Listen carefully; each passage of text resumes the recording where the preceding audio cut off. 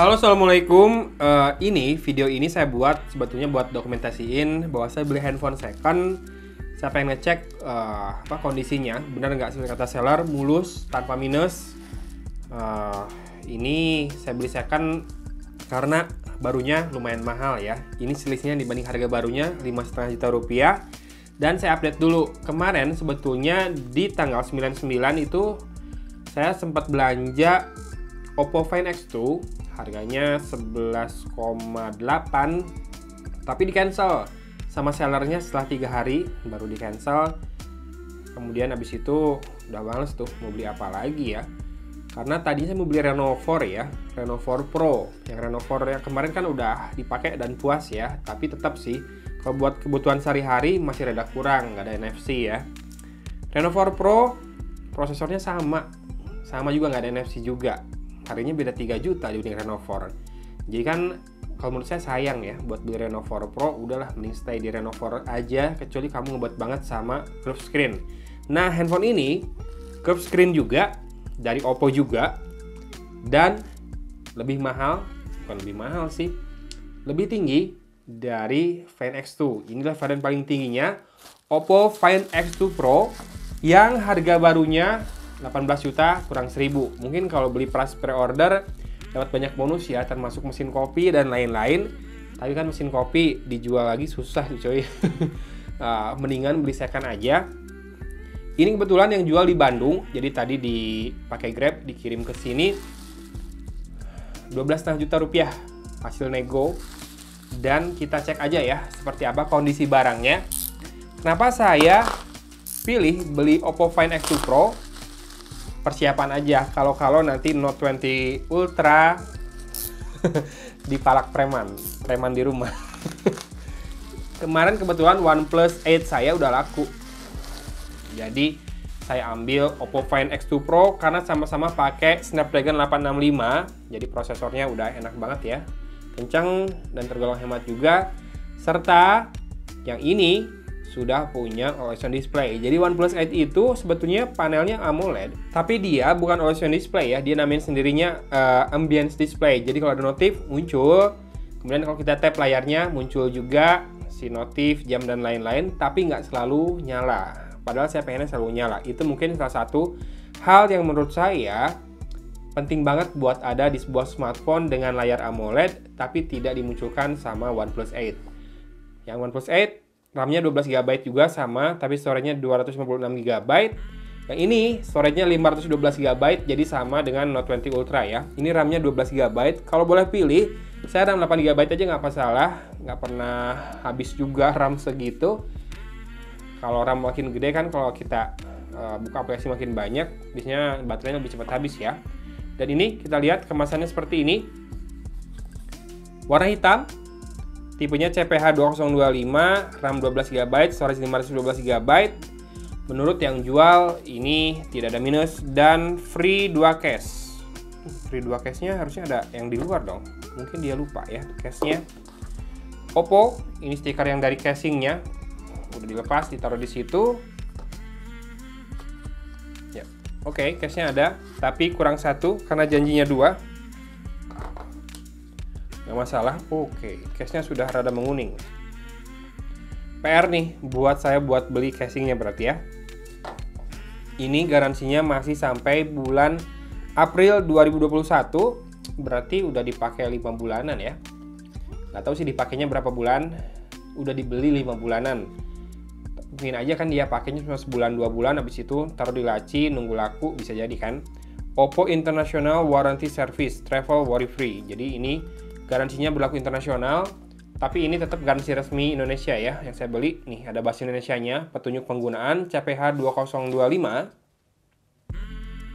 Oke, kita lanjut. Kemudian ini adalah apa? Kartu garansi.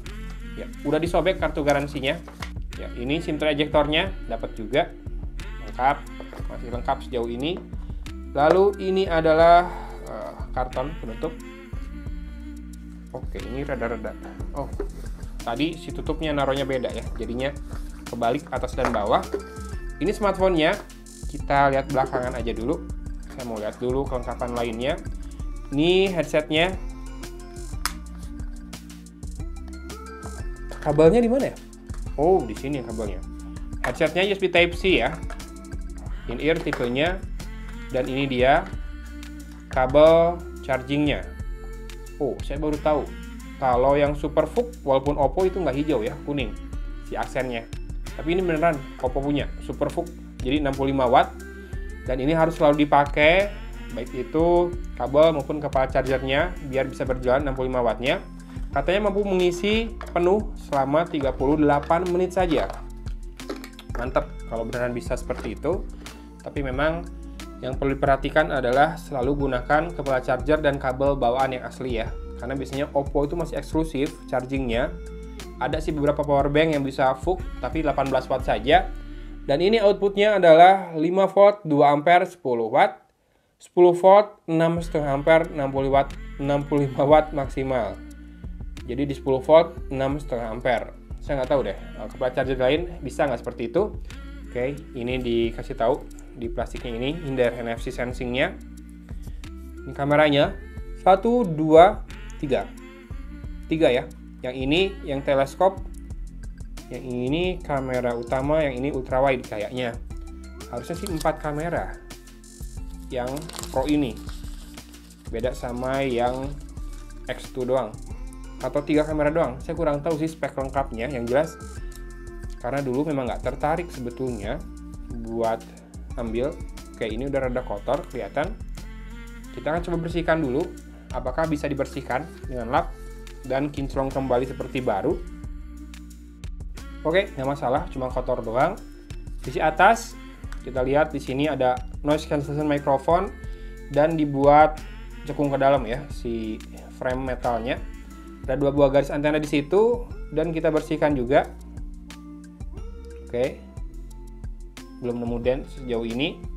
Di sisi kanan ada tombol power dengan aksen hijau, kemudian 2 garis antena lagi. Nah, ini yang sedikit disayangkan dari Oppo adalah dia selalu memisahkan tombol volumenya dari tombol power. Volumenya di kiri ya, volume up, volume down. Kemudian ada 2 garis antena lagi. Ini sambil dibantu dilihat ya teman-teman, kalau misalkan melihat ada dent yang saya kelewat.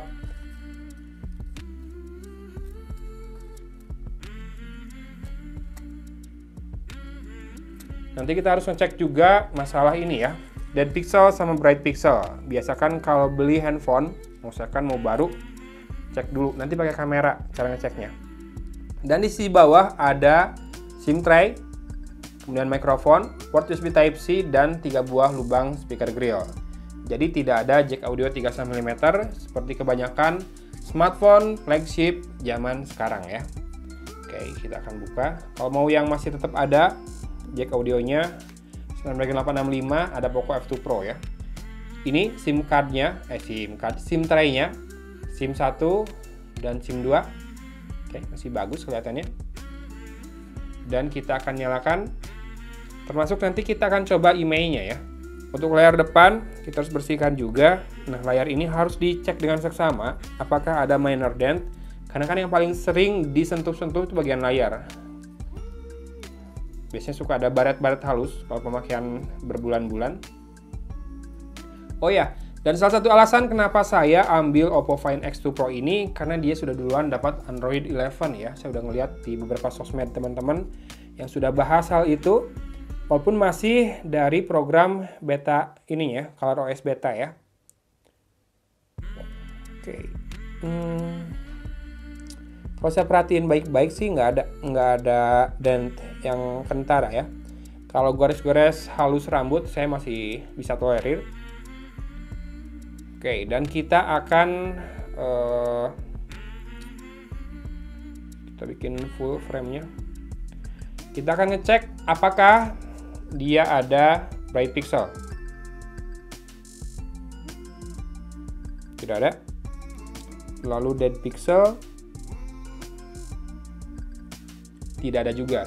Nah, bright pixel dan dead pixel ini sebetulnya si definisi jumlah dan lokasinya itu ada beberapa yang harus dipenuhi ya. Misalkan jumlahnya 3 titik tapi tersebar. Kalau nggak salah itu masih nggak di cover garansi ya. Tapi kalau 3 titik dan berkumpul itu kalau nggak salah harus tukar baru sama toko.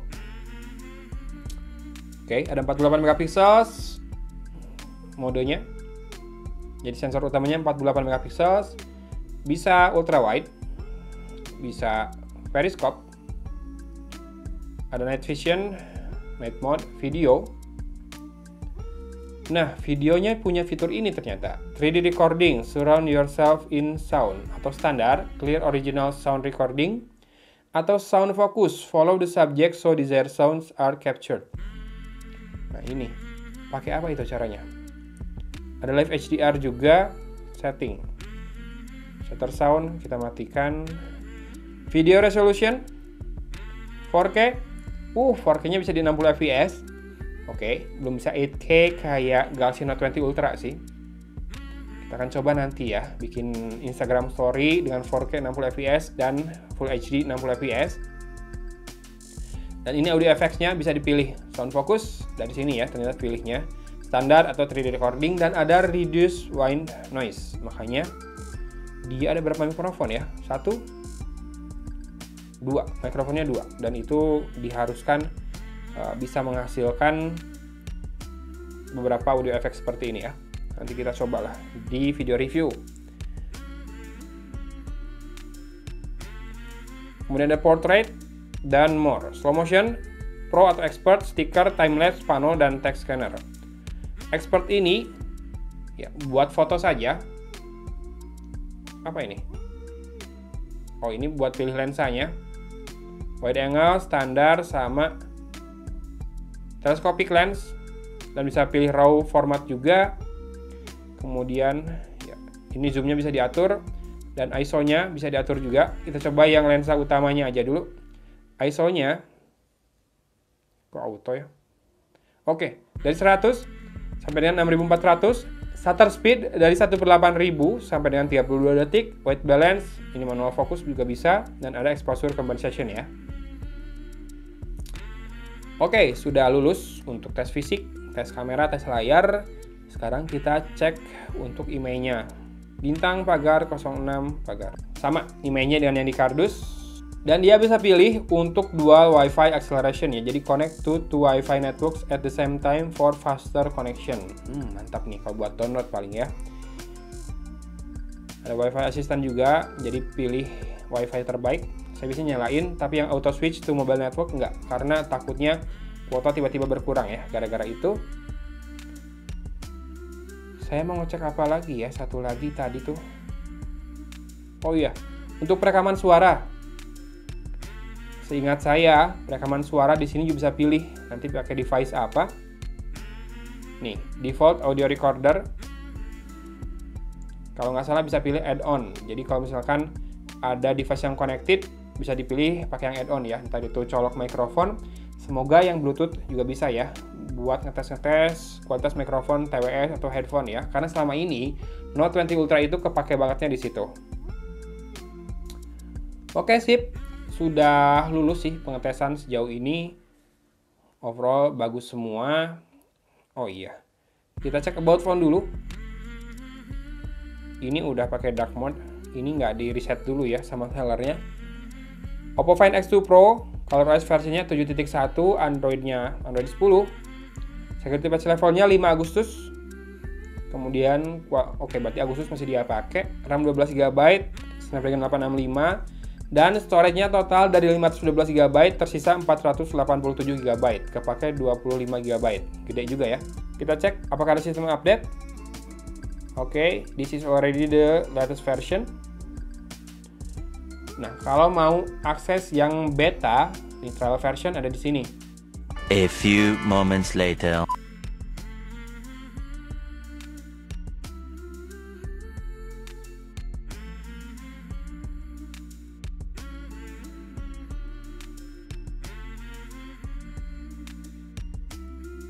So far saya puas, dapat barang second dengan selisih harga 5,5 juta dari barunya. Entah sih, ini bisa dibilang Oppo cepat turun atau enggak. Tapi yang jelas kalau beli baru dulu kan dapat banyak bonus ya. Mungkin ini dikurangi harga-harga bonus juga. Masih nggak jauh dari harga ininya ya, harga barunya nanti. Tapi daripada beli baru sih, kalau flagship seperti ini, mendingan beli second kalau saya. Yang penting masih mulus. Jadi kalau nanti dijual lagi, nggak rugi banyak-banyak banget ya. Ini aja udah rugi 5,5 juta dibandingkan harga belinya, sayang banget. Oke, paling saya PR-nya harus beli casing. Ini udah bladus. Udah jelek banget, udah kuning, udah kusam. Segera kita meluncur buat cari casing di Shopee ya. Oke, thank you sudah menemani saya ngecek-ngecek smartphone baru saya yang beli second ini. Dari Kota Cimahi, Agung pamit undur diri. Wassalamualaikum warahmatullahi wabarakatuh.